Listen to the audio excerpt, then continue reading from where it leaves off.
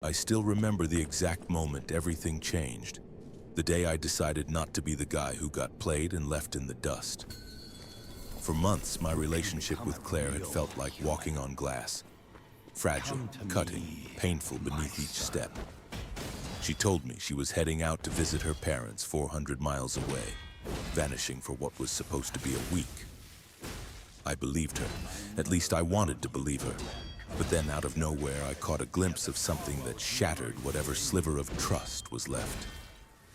One lazy Saturday afternoon, I was scrolling through social media when a picture popped up. A photo tagged with Claire sitting at a sunny patio table, laughing like a queen with her old boyfriend. That was it. The carefully crafted facade crumbled. I didn't rage. I didn't confront. Instead, I quietly pulled out my phone and took a couple of screenshots. Proof. Payment due later.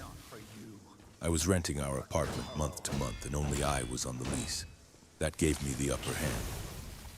I gave my landlord the 2-month notice without telling Claire a thing. I started searching for a new place the very next day. Whenever she was home during those final weeks, I kept my distance. No late-night talks, no forced attempts to fix a broken thing. I mentioned couples therapy once or twice, but I wasn't pushing it. The silence between us spoke louder than words. Sometimes she'd come home late, explaining she'd crashed at friends' places, no questions asked from me anymore. It was like we were roommates with an expiration date. My landlord, a good guy who had always treated me fairly, quietly helped with the transition.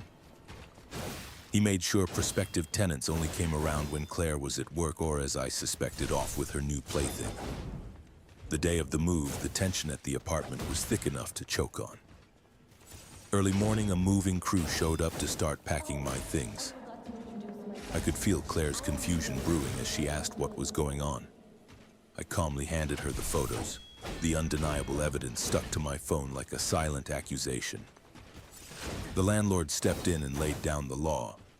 She had until midnight to clear out her things because new tenants were moving in 2 days and there was no wiggle room. Any items left behind would be tossed onto the curb without mercy. I watched with a strange mix of satisfaction and melancholy as her lifeless pile of clothes and toiletries collected in the middle of the living room. It dawned on me then. Every piece of furniture, every trinket was mine. Our shared life was really mine all along to reclaim. As she shuffled out with just a bag and some dignity, I grabbed one last photo for my memory, my story, my victory. The cool, calculated patience I'd maintained through the whole ordeal became a sort of legend in my circle of friends.